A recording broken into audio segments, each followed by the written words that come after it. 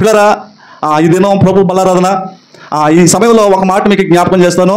ప్రకటన గ్రంథము మొదటి అధ్యాయము 6వ వచనంలో ఒకసారి ఒక చక్కటి మాట మనకి అక్కడ రాయబడి ఉంది. ఎన్నో మార్లు నేను మీకు జ్ఞాపకం చేశాను.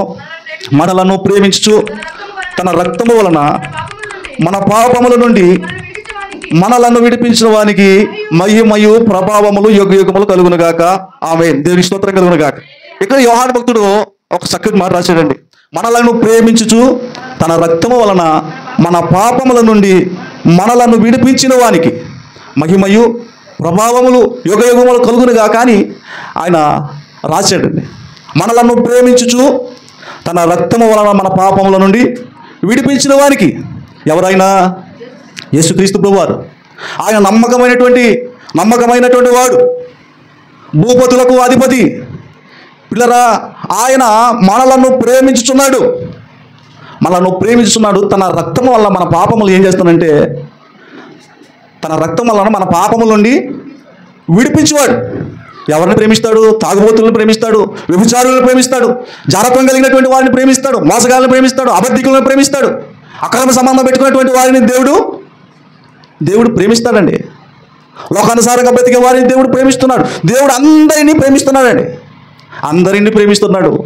ఎందుకు ప్రేమిస్తున్నాడంటే ఆయన దగ్గరికి వస్తారేమోనని. లోబడనల్లని ప్రజల వైపు దినమెల్లా నేను చేతులు చాపుతున్నానని ప్రభు అంటాడు. నేను ఎక్కువసేపు మీతో నేను మాట్లాడండి, కొద్ది సమయం నేను మీతో మాట్లాడతాను. ఇప్పుడు బెజవాడ పట్టణంలో, విజయవాడ ప్రాంతంలో ఒక యవనస్తుడు ఉన్నాడండి. ఆ యవనస్తుడి పేరు బ్యాడ్ బాయ్ సాయి అంటండి. అతను పెట్టుకున్నటువంటి పేరు బ్యాడ్ బాయ్, చివరేమో అతని పేరు సాయి. ఆ వ్యక్తి యొక్క సాక్ష్యం మరి గ్రూపులో నాకు వచ్చినప్పుడు నేను ఆశ్చర్యపోయాను. ఎందుకంటే అతడు జీవించినటువంటి జీవితం చాలా భయంకరమైంది. అతడు జుట్టుని ఇంత పొడుగు పెంచుకొని, ఆడవాళ్ళు పెంచుకుంటారు చూడండి, అట్లా ఇంత పెంచుకొని ప్రతిరోజు కూడా గుట్కా నమిలి, ఇంకా మత్తు పదార్థం ఉంటాయి చూడండి, ఆ మత్తు పదార్థాలన్నీ తీసుకుని మత్తులో జీవిస్తూ ఎప్పటికప్పుడు సిగరెట్లు తాగుతూ, పొగ తాగుతూ ఇష్టానుసారంగా తిరుగుతూ ఉండేవాడండి. అమ్మాయిల్ని కామెంట్ చేస్తూ ఉంటా ఇష్టానుసారంగా తిరుగుతూ ఉండేవాడంటండి. అతని చుట్టూరా ఒక 10 మంది కుర్రోళ్ళు ఉండేవాళ్ళంటండి. 10 మంది కుర్రోళ్ళు ఉండేవారు. వెనకేసుకుని తిప్పుతూ ఉండేవాడు. డబ్బులు ఎప్పుడైనా అవసరమైతే రాత్రిపూట దొంగతనాలు చేసి పగటిపూట జలసాలకి అలవాటు పడిపోయాడంటండి. సోమవారం రాగానే అతడు బాగా శివభక్తి అంటండి.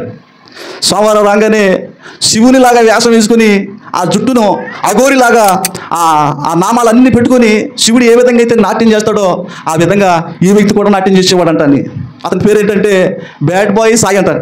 బ్యాడ్ బాయ్ అని ఎవరైనా పెట్టుకుంటారా? పెట్టుకోరు. ఆ వ్యక్తిని స్త్రీలు ఎవరైనా చూస్తే అమ్మో వీడేమైనా చేస్తారేమని చెప్పి భయపడిపోయేవారు అంటండి. ఆ వ్యక్తి ప్రభువుని తెలుసుకున్న తర్వాత, అవన్నీ విడిచిపెట్టిన తర్వాత అతను పెట్టుకున్నటువంటి పేరు ఏంటంటే బర్నబాస్ అనే పేరు పెట్టుకున్నానంటండి. దేవుని స్తోత్రం కలుగును గాక. బర్నబాస్ అనే పేరు పెట్టుకుని ఇప్పుడు నాకులాగా తెల్లబట్టలు వేసుకుని మైక్ పట్టుకుని సాక్ష్యం చెప్తున్నానండి. ఎవరైనా మారుతారు యవనస్తులు చాలామంది నాకు తగులుతారండి. అదేదో పొగాకుతో కూడి ఒక ప్యాకెట్ ఉంటుందండి. ఆ ప్యాకెట్ కొద్ది చింపుకొని ఇదిగో ఈ హృదయం మీద వేసుకొని ఆ మత్తు పీల్చుకొని దాడితో తృప్తి చెందే యవనస్తులు లేకపోలేదండి. నేను ఒక్కొక్కరు చెప్తూ ఉంటే, బాబా రే నీకు పెళ్ళి అవ్వలేదు, పెళ్ళయ్యే లోపల ఈ పెదాలన్నీ తినేసేసి పళ్ళు ఊడిపోతాయి ఎవరు అని చెప్తుంటే ఎవరు లక్ష పెట్టలేదండి. అన్న అది అట్లే ఉంటుంది, ఇక నువ్వు ఎదగలేదు, నేను ఎదగలేదని చెప్తున్నాడు. అదో మత్తులో మరి అటువంటి భయంకరమైన దురలవాట్లకు బానిస అయిపోయినటువంటి ఆ బెజవాడ సాయి అనేటువంటి వ్యక్తిని దేవుడు ప్రేమించాడు. తన కోసం ఆయన మార్చుకున్నాడు. దేవుని స్తోత్రం కలుగును గాక. ఆయన ప్రతి ఒక్కరిని ప్రేమిస్తున్నాడు. తన రక్తం వలన పాపం నుండి విడిపించేవాడు ఆయన.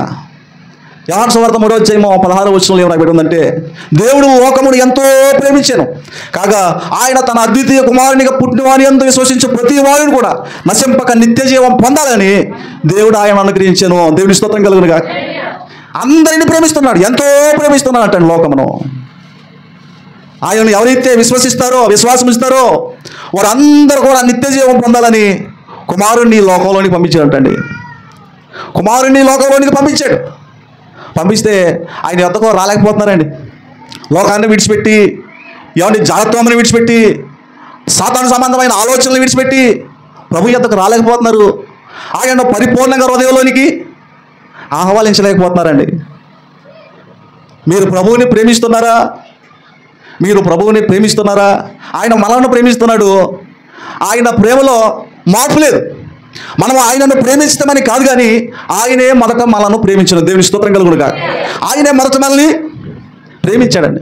ఆయన ఏమీ దాచుకోకుండా సింహాసనాన్ని విడిచిపెట్టి, తండ్రి దగ్గర ఉండటాన్ని విడిచిపెట్టి ఈ లోకంలోనికి వచ్చి నరవతారిగా ధీరుడిగా ఈ లోకంలో మన కొరకు పుట్టి ఉన్నాడండి. ఏమీ దాచుకోలే, సమస్తం మన కొరకు దారపోసాడు, రిక్తుడైపోయాడు. దేవుని కొరకు ఏమైనా ఇవ్వమని అడిగినప్పుడు ఎంత వెనకాడతారో కదండి. ఆయన తన కోసం ఏమి దాచుకోకుండా అంత ఇచ్చేసాడు కదండి. మరి మనం ఎందుకు దేవునికి ఇవ్వడానికి వెనకాడతాం? దేవుని మందిరానికి ఒక సెంటు భూమి ఇవ్వండి అని ఎవరైనా అడిగామనుకోండి, ఇస్తారా?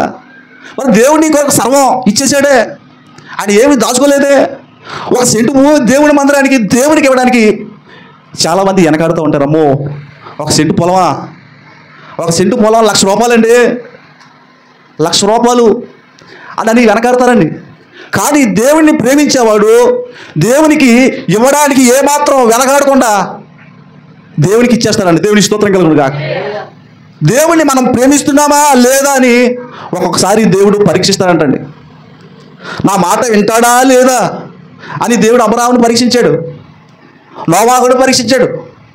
అయ్యా నోవాహు, నీ కొరకు, నీ కుటుంబం కొరకు ఓడ కట్టుకో, సిద్ధపరుచు వాడని చెప్పినప్పుడు, అయ్యా నేను టాపీ మేస్తాను కాదయ్యా, ఇంజనీర్ని కాదయ్యా, నేను కట్టలేనేమోనయ్యా అని నోవాహు చెప్పలేదండి. నీవు కట్టు అని అన్నాడు. కట్టగలిగిన సమర్థి ఉంటేనే నోవాహు చెప్పాడు. ఆ మాట తీసుకుని వాడ కట్టడం ప్రారంభించాడు. దేవుడు ఆ వాడను కట్టేంత వరకు నోవాహుకు తోడుగా ఉండి ఆ పని దేవుడు పూర్తి చేశాడు. దేవుని స్తోత్రం కలుగును గాక. ఆయన మాట ప్రకారం వీరందరూ చేశారు, ఆశీర్వదించబడ్డారండి. ఆయన మాట ప్రకారం, ఆయన వాక్యం ప్రకారం, వాక్యం ఏమైతే చెబుతుందో దాని ప్రకారం నువ్వు చేయగలరా? చేస్తేనే ఆయన రాజ్యంలో చోటు ఉంటుంది. ఆయన లోకముని ఎంతో ప్రేమించాడు. వ్యభిచారులను సైతం కూడా దేవుడు ప్రేమించి మార్చుకుంటున్నాడండి. దొంగలను సైతం కూడా ఆయన ప్రేమించి స్టోవట్టపురం అనే పేరు చెప్తేనే దొంగలకు నిలయమంటండి. ఎవరు చూసినా దొంగతనాలే. స్టోవట్టపురం అనే పేరు చెప్పగానే ప్రపంచం అంతా, మన భారతదేశం అంతా తెలిసిపోయింది. అమ్మో, స్టోవట్టపురమా, అక్కడ దొంగలు తెలుసా మీకు? స్టోవట్టపురం మాకు తెలవదండి అని అంటూ చూస్తారు నా వైపు. స్టోవట్టపురాన్ని దేవుడు మార్చేశాడు. ఇప్పుడు అక్కడ స్టోవట్టపురంలో ఎన్ని మందిరాలు ఉన్నాయంటే చాలా మందిరాలు ఏర్పడిపోయాయంటండి. వీధికో మందిరం ఉందంట. నేను అడిగాను, మనం తెలిసిన ఒకరు ఉంటే స్టోవట్టపురం నిండా మందిరాలు ఉండిపోయినాయంట. దొంగలు మారిపోతున్నారు, వ్యభిచారులు మారిపోతున్నారు, అందరూ మారిపోతున్నారు. కానీ వేషధారులు మాత్రం, కొన్ని సంఘాల్లో వేషధారులు మాత్రం మారలేదండి. మిమ్మల్ని మీరు మోసం చేసుకోవద్దు. ఆయన మనల్ని ప్రేమించినప్పుడే ఆయన దగ్గరికి రావాలి. ఎన్నిసార్లు గద్దించినా కానీ లోపడకపోతే హఠాత్తుగా నాశనం అవుతారు అంటండి. మనలను ప్రేమించు తన రక్తం వలన మన పాపముల నుండి మనల్ని విడిపించిన వాడు. దేని ద్వారా మన పాపముల నుండి విడిపించిన వాడండి? ఆయన రక్తం వల్ల. ప్రభా, నీ రక్తం వల్ల నన్ను కడుగు అని చెప్పి ఎప్పుడైనా మీరు అడిగారా? ఆ భక్తుడు పాట పాడాడండి, పాపులకు చోటు లేదు పరలోకమునందు, అందుకే మార్పునందు మరణానికి ముందు. యేసు రక్తమే నీ పాపానికి మందు, కడగబడిన వానికే గొర్రె పిల్ల విందు. పిల్లరా, ఈ లోకంలో చాలా చోట్ల కార్యక్రమాలు, వివాహాది కార్యక్రమాలు జరుగుతూ ఉంటాయి. అక్కడికి వెళ్ళి భోజనం చేస్తే ఎన్నో రకాలైన వంటకాలు వేస్తారు, కడుపు నిండా తింటారండి. కానీ పరలోకపు పెండ్లి విందులో భోజనం చేయాలంటే కడగబడిన వానికే ఆ గొర్రె పిల్ల విందు. ఈ భోజనానికి నేను ఎవరు అడగరా మీ దేవురు నువ్వేంటి అని చెప్పి అడగరు. కానీ ఆ పెండ్లి విందులో నువ్వు ఉండాలంటే అన్ని కండిషన్స్ ఉంటాయి. తెల్ల వస్త్రాలు ధరించుకొచ్చావా, క్రీస్తు రక్తంలో కడగబడ్డారా అని చెప్పి అన్నీ కూడా దేవుడు అడుగుతాడండి. అందుకనే క్రీస్తు రక్తం చేత మనం ఏం చేయబడాలంటే కడగబడాలండి. గొర్రెపిల్ల అంటే క్రీస్తు రక్తం చేత మనం కడగబడితేనే మన పాపములకు విమోచన. తన రక్తం వలన మన పాపముల నుండి విడిపించిన వారికి, మేకల రక్తంలో, గొర్రెల రక్తంలో, ఇక ఏ పశువు చిందించినటువంటి రక్తంలో మనకు పాప విమోచన లేదు. కానీ క్రీస్తు రక్తంలోనే మనకు పాప విమోచన. దేవుని స్తోత్రం కలుగును గాక. ఆయన రక్తంలోనే మనకు విమోచన. అందుకనే మరణించక క్రితమే మనం ప్రభు దగ్గరికి రావాలి. చాలామంది ఎట్లా ఉన్నారంటే, నాకు అన్నీ తెలుసులే, నాకు దేవుడు తెలుసు, ఆయన వాక్యం తెలుసు, పాటలు తెలుసు, ఆరాధన తెలుసు, అన్నీ తెలుసు అన్న భ్రమలో ఉంటున్నారండి. భ్రమలో ఉంటే నేను దేవుని రాజ్యం వెళ్ళిపోతాలే, ఆయన మందిరంలో కూర్చుంటే బైబిల్ పట్టుకుని 2 పాటలు పాడి నేను పరలోక రాజ్యం వెళ్ళిపోతానులే అన్న భ్రమలో ఉంటున్నారండి. భ్రమలో ఉంటే చివరాఖరికి బొమ్మ కాస్త బోగుపడుతుందండి, తిరగబడుతుంది. మనం నిశ్చయించుకోవాలి, ప్రభు నా పాపం గడిగారా, నన్ను విమోచించారా, నేను చేసినటువంటి ప్రార్థన, నేను పెట్టినటువంటి మరణం ప్రభు మీరు వింటున్నారా అని దేవుడితో మనవి చేసుకుని, ఆయన రక్తంతో మనం కడగబడ్డావా లేదో ఎవరి మనసాక్షికి వాళ్ళకి తెలుస్తుందండి. పిల్లరా, ఆయన రక్తంలో దాగి ఉన్నటువంటి మేలులో కొన్నిటిని నేను మీకు పిల్లరా తెలియజేస్తాను. ఎందుకంటే ఆయన రక్తం ఎంతో శ్రేష్టమైనది. ఆ రక్తంలో ఉన్నటువంటి కొన్ని మేలులు పిల్లరా నేను మీకు తెలియజేస్తాను. మొదటిదిగా 1 కొరింథీయులకు రాసిన పత్రిక 6వ అధ్యాయము 19-20 వచనాలు ఒకసారి చదువుదాం. ఆయన రక్తం వల్ల మనం దేవుడు ఏం చేశాడంటే, దేవుని వలన మీకు అనుగ్రహించబడి పరిశుద్ధాత్మకు నిలయమై ఉన్నదని మీరు ఎరుగరా, మీరు మీ సొత్తు గారు విలువ పెట్టి కొనబడిన వారు గనుక మీ దేహముతో దేవుని మహిమపరచుడి. దేవుని స్తోత్రం కలుగునుగాక. మీ దేహము దేవుని వలన మీకు అనుగ్రహించబడి మీలో ఉన్న పరిశుద్ధాత్మకు ఆలయమై ఉన్నదని మీరు ఎరుగరా అని పౌలు గారు కొరింథీ సంఘానికి తెలియజేస్తున్నారండి. మీ దేహము దేవుని వల్ల మీకు అనుగ్రహించబడింది, ఆ దేహము పరిశుద్ధాత్మకు నిలయమై ఉన్నదని మీరు ఎరుగరా, మీరు మీ సొత్తు గారు, మీరు విలువ పెట్టి కొనబడినవారు. మన సొత్తు గారంటండి, విలువ పెట్టి కొనబడినవారు. క్రీస్తు రక్తం చేత అపవాదికి దాసత్వంలో ఉన్నటువంటి మనల్ని దేవుడు ఏం చేశాడండి? కొన్నాడు. ఆయన రక్తం ఖర్చు మనల్ని కొన్నాడు. మనం ఏదైనా వస్తువు కొనుక్కొని జాగ్రత్త పట్టుకుని వస్తూ ఉంటే ఆ వస్తువు ఎవరైనా తీసుకున్నారు అనుకోండి, నువ్వు ఊరుకుంటావా? మన వస్తువు ఎవరైనా తీసుకుంటే, మనం సంపాదించింది మనం కోరుకున్న వస్తువు ఎవరైనా తీసుకున్నారు అనుకోండి, ఊరుకుంటారా? దెబ్బలాడి వారైనా లాక్కుంటారు. మనం సంపాదించినటువంటి భూమిని వేరొకరు ఆక్రమించుకోవడానికి ప్రయత్నం చేస్తే నీవు ఊరుకుంటావా? ఊరుకోవు. అదేవిధంగా దేవుడు తన రక్తం ఇచ్చి, తన స్వరక్తం ఇచ్చి ఆయన మనలను కొనుక్కున్నాడు. కనుక మన దేహముతో దేవుని ఏం చేయాలంటండి? మహిమపరచాలంటండి. ఎందుకంటే ఇది ఆయన ఇచ్చాడు. ఈ దేహంలో ఉండవలసింది పరిశుద్ధాత్మ నిలయంగా ఈ దేహంలో ఉండాలి. ఈ దేహంతో దేవుని మహిమపరచాలి. ఈ దేహంతో దేవుడు ఇచ్చినటువంటి ఈ దేహంతో ఎన్ని మార్లు అపవిత్రమైన ఆలోచనలకు హృదయాల్లో చోటిచ్చారు, ఎన్ని మార్లు దేవునికి విరోధంగా పాపం చేశారు, ఎన్ని మార్లు దేవునికి విరోధంగా నడుచుకున్నారు. నా మాటలు మీకు అర్థమవుతుందండి? నా మాటలు ఎట్లానో ఉంటే మీరేం బాధపడకండి.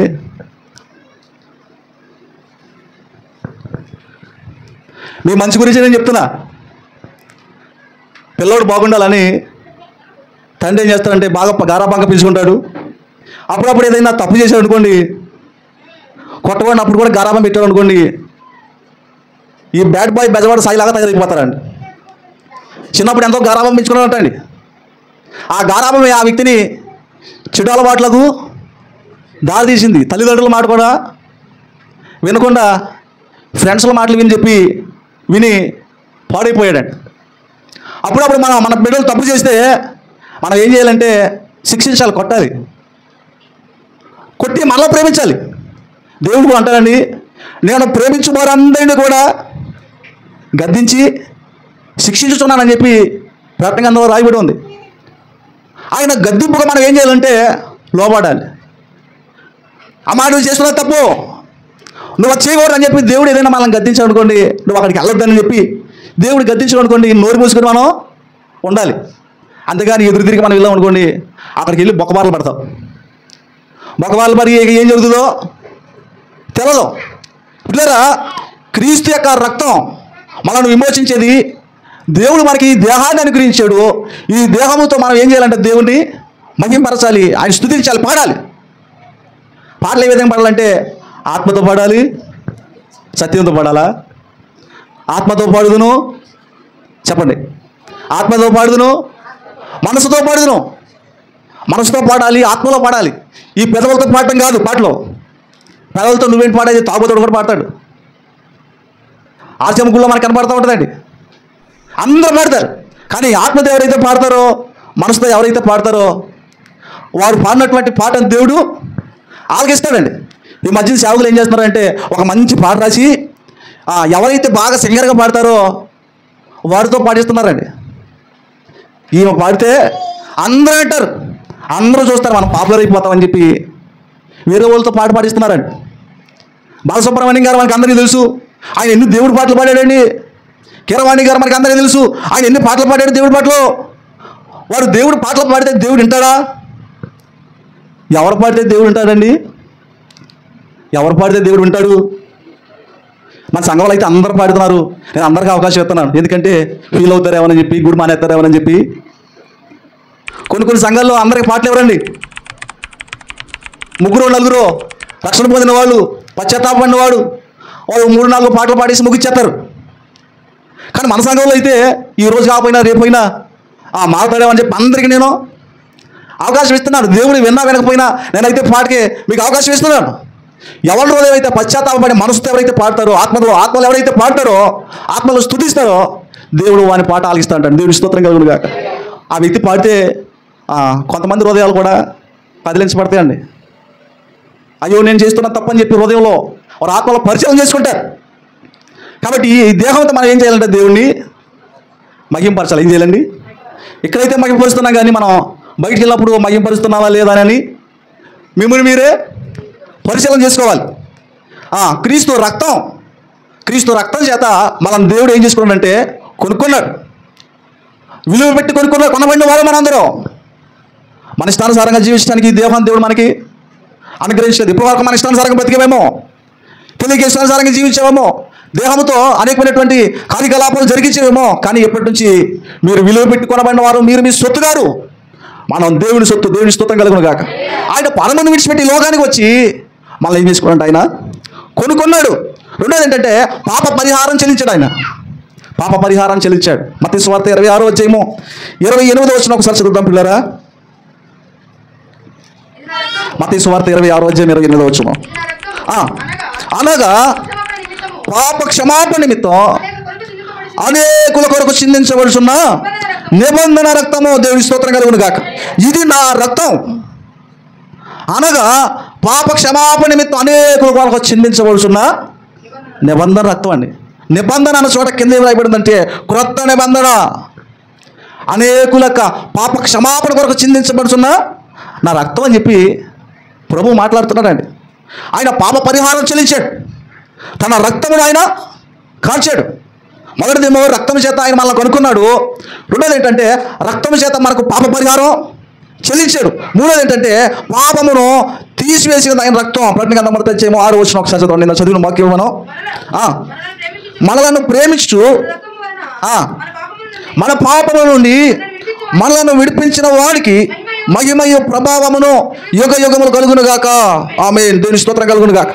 మన పాపములను తీసివేసింది ఏంటంటే ఆయన రక్తం. మీ పాపములు తీసివేయబడ్డాయా? నిలిచి ఉన్నాయా? మీ పాపములు మీలో నుండి తీసివేయబడ్డాయా? ఏమంటే మేము ఎన్నో సంవత్సరాల నుండి మేము మందిరానికి వస్తున్నామండి, మీరేంటంటే ఎట్ట అడుగుతున్నారు మమ్మల్ని అని అనుకోవద్దు. యేసుప్రభువు యోహాను గారి ద్వారా ఆశలో ఉన్న 7 సంఘాలకి ఆయన రాస్తూ ఉన్నాడు. నీవు మారు మనసు పొందితేనే సరి, లేని ఏళ్ళ ఎదుగు వచ్చి నీ దీపస్తంభం నువ్వు తీసివేస్తానని చెప్తున్నాడు. సంఘంతోనే చెప్తున్నాడు మారు మనసు పొందితేనే సరే అని. మీలో నుండి పాపములు తీసివేయబడ్డాయా? ఆయన రక్తం చిందించాడు సరే, మీ హృదయంలో నుండి పాపం తీసివేయబడిందా? ఆయన రక్తం ద్వారా మనలో నుండి పాపములను తీసివేయగలిగిన వాడు, మన పాపముల నుండి మనను విడిపించినటువంటి వాడు. దుష్టలోకమును జయించుటకు శక్తినిచ్చేది ప్రభు అయిన యేసు రక్తం అండి.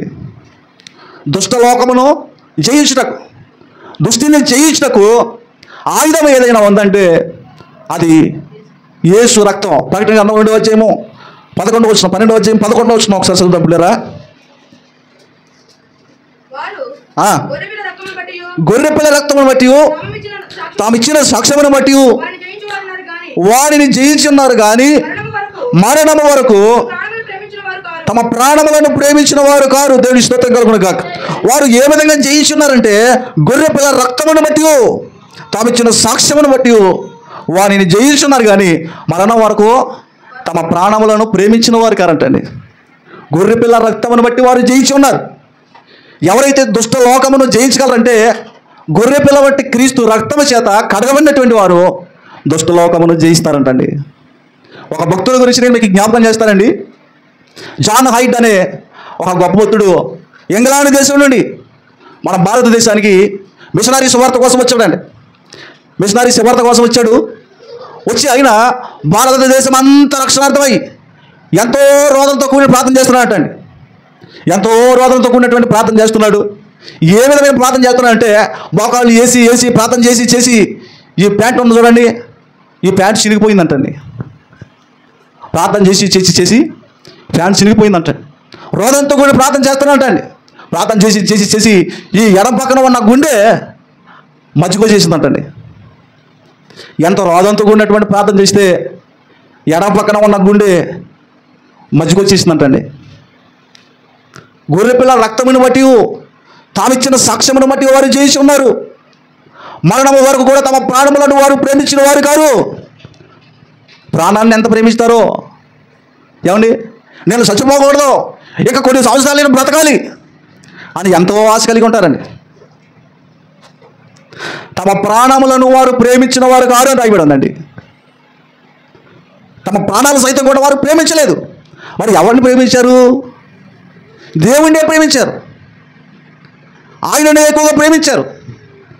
ఎవరైతే ఆయనను ఎక్కువగా ప్రేమిస్తారో వారి యొక్క విస్తార పాపములు క్షమించబడతాయంట. దేవుని స్తోత్రం కలుగును గాక. ఆ భక్తుడు ఎంతో రోదంతో కూడి భారతదేశ రక్షణార్థమై ప్రార్థన చేసి ఎడపక్కన ఉన్న గుండె మధ్యకు చేసిందంటండి. ఎంత సమయం ప్రార్థన చేస్తే, ఎంత రోదంతో కూడినటువంటి ప్రార్థన చేస్తే ఆ గుండె స్థానం దొరుకుతుందండి. పిల్లరా, ఈ ఎడపక్కన ఉన్న గుండె మధ్యకు వచ్చేటట్లు మనం అంతలా ప్రార్థన చేయలేకపోయినా కొన్ని గంటలైన రోదంతో కూడేటువంటి ప్రార్థన, అయ్యా మా కుటుంబం రక్షించబడాలి, మా గ్రామం రక్షించబడాలి, మా దేశం రక్షించబడాలి అని మీరు ప్రార్థించినటువంటి ఆ ప్రార్థన అనుభవంలోనికి మనం రావాలండి. దేవుని స్తోత్రం కలుగును గాక. ఆ అనుభవంలోనికి మనం నడిపించబడాలి. ఎంతవరకు? 5 నిమిషాలు, 10 నిమిషాలు, 12 గంటల వరకే ప్రార్థన. 12 గంటల ముగించకపోతే అందరికీ విసుగు, చిరాకు ఎక్కువగా. పిల్లరా, మనం కడవరి దినాల్లో ఉన్నామని చెప్పి ఎన్నోసార్లు చెప్తూ ఉన్నాను. వ్యక్తిగతంగా మీ కుటుంబంగా ప్రార్థించే వారిగా మీరు ఉండాలని నేను మనస్ఫూర్తిగా కోరుకుంటున్నాను. పిల్లరా, క్రీస్తు యొక్క రక్తం మన పాపములను తీసివేసినది. క్రీస్తు యొక్క రక్తము మనలను కొన్నది, పాప పరిహారం చెల్లించింది, దుష్టలోకమును జయించుటకు శక్తినిచ్చింది. ఎంతో ప్రాముఖ్యమైనది ఏంటంటే ఆయన రక్తం మన మనస్సాక్షిని ఎంతో ఎక్కువగా శుద్ధి చేస్తుందంటండి. ఒకసారి ఆ మాట చదవండి. ఎబ్రిల్కి రాసిన పత్రిక 9వ అధ్యాయం 14వ వచనం. ఎబ్రిల్కి రాసిన పత్రిక 9వ అధ్యాయం 14వ వచనం. ఆత్మ ద్వారా తాను దేవునికి నిర్దోషినిగా అర్పించుకొనిన నిర్జీవ క్రియలను విడిచి జీవము గల దేవుని సేవించుటకు మీ మనస్సాక్షిని ఎంతో ఎక్కువగా శుద్ధి చేయను. దేవుని స్తోత్రం కలుగును గాక. ఆయన రక్తం ఏం చేస్తుందంటండి? మీ మనస్సాక్షిని, జీవము గల దేవుని సేవించుటకు మీ మనస్సాక్షిని ఎంతో ఎక్కువగా శుద్ధి చేస్తుందంటండి ఆయన రక్తం. ప్రభు బలలో చెయ్యి వేస్తున్నారు, ఆయన రక్తం తీసుకుంటున్నారు, ఆయన శరీరం తీసుకుంటున్నారు. మీ మనస్సాక్షి శుద్ధి చేయబడిందా? మీ మనస్సాక్షి శుద్ధి చేయబడిందా నేను అడుగుతున్నాను. తల కింద వచ్చేశారు. మన మనస్సాక్షి శుద్ధి చేయబడాలి. జీవం కలిగిన దేవుని సేవించాలంటే మనస్సాక్షి శుద్ధి చేయబడాలంటే ఏ కూల్ డ్రింకో, ఏ గేదె పాల లోపలికి వెళ్తే మనస్సాక్షి శుద్ధి చేయబడదాం. క్రీస్తు యొక్క రక్తం మన మనస్సాక్షిని శుద్ధి చేయగలిగిన శక్తివంతమైనది. ఆ రక్తం ద్వారా మన మనస్సాక్షి కూడా శుద్ధి చేసుకోవాలండి. మన మనసులో ఎన్నో ఆలోచనలు గలిబిలు రేపుతూ ఉంటాయండి. మనకు విరోధంగా మనలో ఉన్నటువంటి ఆలోచనలు గలిబిలు రేపుతూ ఉంటాయి. దేవునికి విరోధంగా ప్రేరేపిస్తూ ఉంటాయి. దేవునికి విరోధంగా ప్రేరేపించి ఎన్నో మార్లు దేవునికి దూరంగా బ్రతికిన వారమే. ఆయన రక్తం ద్వారా మన మనస్సాక్షిని శుద్ధి చేసుకుంటే అప్పుడు మనం దేవుని జీవించగలం. మన మనసులో ఏ దురాలోచనలు రావట్లేదంటే ఆయన రక్తం ద్వారా మనం కడగబడ్డామని. చాలామంది మనసులో ఆలోచనలు వచ్చేస్తూ ఉంటాయి. యవనస్తులు మనసులో ఎన్నో గలిబిలి సంబంధమైన ఆలోచనలు వచ్చేస్తూ ఉంటాయి. అది చూడు, ఇటు చూడు, అటు ఇటు వెళ్ళు అని మనసులో ఆ గలిబిలితో కూడినటువంటి ఆలోచనలు తీసివేయబడాలంటే, మనం దేవుని చేత శుద్ధి చేయబడాలంటే, క్రీస్తు రక్తం చేత మన మనస్సాక్షి శుద్ధి చేయబడితే అప్పుడు మనం దేవుని సేవించగలం. దేవుని స్తోత్రం కలుగును గాక. ఇంకా ఆఖరిది ఏంటంటే, పరిశుద్ధ స్థలమందు ప్రవేశించడానికి ఆయన రక్తము మనకు స్వేచ్ఛనిచ్చింది. ఒకసారి ఆ మాట కూడా చదవంటున్నారు. ఎబ్రియులకు రాసిన పత్రిక 19వ అధ్యాయము 19-20 వచనాలు ఒకసారి చదువుదా. యేసు మన కొరకు ప్రతిష్ఠించిన అనగా జీవము గలదియు ఆయన శరీరము ఏర్పరచబడినైన మార్గమున పరిశుద్ధ స్థలమందు ప్రవేశించుటకు మనకు ధైర్యము కలిగి ఉన్నది గనుక దేవుని ఇంటి పైన మనకు గొప్ప యాజకుడు ఉన్నాడు. దేవుని స్తోత్రం కలుగును గాక. ఆయన రక్తము పరిశుద్ధ స్థలమందు ప్రవేశించుటకు మనకు ధైర్యం కలిగి ఉన్నది. పరిశుద్ధ స్థలంలో ప్రవేశించాలంటే, దేవుని చేత మనం శుద్ధి చేసుకోవాలంటే ఆయన రక్తం చేత మనం శుద్ధి చేసుకోవాలి. మన మనస్సాక్షిని శుద్ధి చేసుకోవాలి. శుద్ధి చేసుకున్నప్పుడే ఆ రక్తం పరిశుద్ధ స్థలమందు ప్రవేశించడానికి మనకు ధైర్యం కలిగి ఉన్నది. పిల్లరా, ఈ లోకంలో అందరూ చనిపోతున్నారు. చనిపోయిన వారు అందరూ కూడా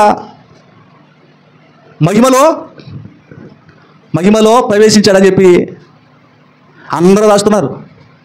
నిజానికి ఎవరు వెళ్తున్నారు? నేను ముగించేస్తాను, బైబిల్ కూడా మూసేశాను. అందరూ చనిపోతున్నారు. అందరూ కూడా మహిమలో ఏమి రాస్తున్నారు అసలు? మహిమాప్రవేశం అంటారు. ఎవరు చూసినా, తాగుబోతులు చూసినా మహిమాప్రవేశమే. ఎవరు చూసినా చాలా చోట్ల చూస్తున్నాండి, అందరూ మహిమాప్రవేశమే. ఏదో ఇలా తృప్తి కొరకు అట్లా రాసుకుంటున్నారేమో. ఆ ప్రింట్ చేసేవాడు అది పెట్టుకుని కూర్చుంటాడు. వీడు వెళ్ళి పాంప్లెట్ కొట్టగానే ఆ మహిమాప్రవేశం గారు తీసుకొచ్చి ఇక్కడ పెట్టేస్తాడు. ఈ అడగడు కూడా వాడికి కూడా సంతృప్తిగా ఉంటుంది. మహిమాప్రవేశం ఏంటి, అబ్బా ఇక మహిమలోకి వెళ్ళిపోయాడు అని చెప్పి వాళ్ళ కుటుంబ సభ్యులు కూడా ఎంతో సంతోషిస్తారని చెప్పి ఇప్పుడు రావిత్ కూడా అనుకుని మహిమాప్రవేశం అని చెప్పి రాసేస్తున్నాడు. నిజానికి ఎవరు వెళ్తారు మహిమాప్రవేశంలోకి? ఏమండి, పరిశుద్ధ స్థలంలో ఎవరు ప్రవేశిస్తారు? ఆయన రక్తమే పరిశుద్ధ స్థలంలోనికి ప్రవేశించడానికి అర్హత ఉన్నది. ఆయన రక్తమే మనస్సాక్షిని శుద్ధి చేయగలిగింది. ఆయన రక్తమే పాపములను తీసివేసింది. ఆయన రక్తమే పాప పరిహారం చెల్లించింది. దేవుని స్తోత్రం కలుగునుగా. ఆ రక్తం ద్వారా నువ్వు కడగబడ్డావా? మీ మనస్సాక్షి శుద్ధి చేయబడిందా? నేను పరిశుద్ధుడండి అని నువ్వు చెప్పగలరండి? ఆఖరి మాట నేను అడిగేస్తున్నాను. నేను పరిశుద్ధుడని నువ్వు చెప్పగలవా? ఆయన రక్తం నన్ను కడిగిందని నువ్వు చెప్పగలవా? ఆయన రక్తం నన్ను కడిగిందని అన్నవాళ్ళు చేతులు ఎత్తండి. మీ మనసాక్షి తెలుసండి. ఆయన రక్తం నన్ను కడిగింది, నేను ఇప్పుడు చనిపోయినా నేను మహిమలో ప్రవేశిస్తానని చెప్పి ఎవరైనా చెప్పగలరా? చెప్పలేకపోతే ఈ భక్తి చేయొద్దు. అన్యులు దేవుడిని కొలిసినట్టు ఏదో నామకార్థంగా వాడు పరలోకి వెళ్తాడో లేదో, మహిమలో ప్రవేశిస్తాడో లేదో వాళ్ళకి నమ్మకం తెలియదు. కానీ నేను అంటానండి, పరిశుద్ధ స్థలమందు ప్రవేశించడానికి ఆయన రక్తం అర్హత ఏమున్నది? ప్రభు అంటాడు, నేనే మార్గం సత్యము జీవమునైనా. పరలోకం మనం వెళ్ళాలంటే ఈ నిశ్చయత ద్వారా మనం వెళ్ళాలి. యేసుక్రీస్తు ప్రభు వారు భూమికి పరలోకానికి నిశ్చయంగా మారిపోయాడు. పరలోకం వెళ్ళాలంటే ఈ నిశ్చయితే చాలు, వెళ్ళిపోతాం. బైబిల్ మనకి స్పష్టంగా చెప్పింది. ఆ రక్తంతో కడగబడితే పరిశుద్ధ స్థలంలో ఉంటావు, పరలోకంలో ఉంటావు. ఇన్ని చెప్పిన తర్వాత కూడా మళ్ళా యథాతథం ఏదో అంటారు కదా సామెత, మళ్ళా యథాతథంగానే జీవించామనుకోండి, ఎన్ని మాటలు చెప్పినా నా గొంతు పొంగిపోతా తప్ప మీలో మార్పు రాకపోతే దేవుని మాటలన్నీ కూడా వ్యర్థమే. కాబట్టి మన మనస్సాక్షి శుద్ధి చేయబడిందా లేదా? ఆయన రక్తం చేత, ప్రభువా నీ రక్తం చేత నేను కడగబడ్డా లేదా అని ఒకసారి నువ్వు దేవుని అడుకో. ఒకసారి నేను నా పాపంలోని నేను విడిపించబడకపోతే, ప్రభువా ఈ బ్రతుకు నాకు వద్దు, ఈ బ్రతుకు నాకు వద్దు, నేను చావడమే మేలు అని చెప్పి ఒకనొక దినాన్ని నేను ప్రార్థించానండి. దేవుడు ఎన్నో మార్లు నీ పాపం తీసివేయబడింది, నీ పాపం క్షమించబడిందని చెప్పి ఎన్నో మార్లు నాకు వ్రాతపూర్వకమైనటువంటి ఆ మాటలు నాకు కనబడ్డాయండి. నా పాపం దేవుడు తీసివేశాడని, ఆయన రక్తం చేత నేను కడగబడ్డానని నా మనసాక్షి తెలుసు. ఎందుకంటే దేవుడు నన్ను దర్శిస్తున్నాడు కాబట్టి. ప్రతిరోజు ఏదో విధంగా ప్రార్థన చేసినప్పుడు ఏదో ఒక దర్శనం దేవుడు చూపిస్తున్నాడు. మీరు కూడా నిశ్చయపరచుకోండి, ఆయనతో సమాధానపడండి. తండ్రికి విరోధంగా శత్రువుమై ఉండగా ఆయన లోకంలోనికి వచ్చి మధ్యవర్తిగా మారిపోయి తండ్రిని మనలను ఆయన ఏం చేశాడంటే సమాధానపరచబడ్డాం. ఇంకా పాపం చేస్తూ దేవునికి విరోధులుగా బ్రతకవలసిన అవసరం లేదు. నువ్వు పరిశుద్ధుడో, దేవుని రక్తం చేత నువ్వు కడగబడ్డావో లేదో ఒకసారి నువ్వు పరిశీలన చేసుకో. ఒకవేళ కడగబడపోతే కడగబడు, సిద్ధపడు. ఈ రాత్రి ఈ సమయమే ప్రభుత్వం సమాధానపడడానికి సిద్ధపడండి. దేవుడి కొద్ది మాటలు మన ఇంటిలో దీవించును గాక. ఆమేన్. మోకరించుదాం, ప్రార్థన చేసుకుందాం.